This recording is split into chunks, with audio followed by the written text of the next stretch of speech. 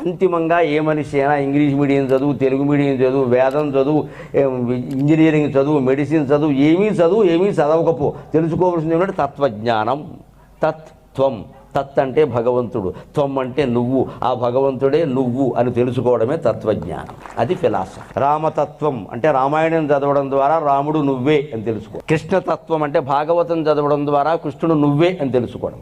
దేవీతత్వం అంటే దేవీ భాగవతం చదవడం ద్వారా దేవి ఆ అమ్మవారు నువ్వే అని తెలుసు. ఏ తత్వానికైనా మీరు తత్వం ఉంటుంది పక్కన గమనించండి. పలానా దేవత హనుమత్ తత్వం, రామతత్వం. ఈ తత్వం అంటే ఏంటి?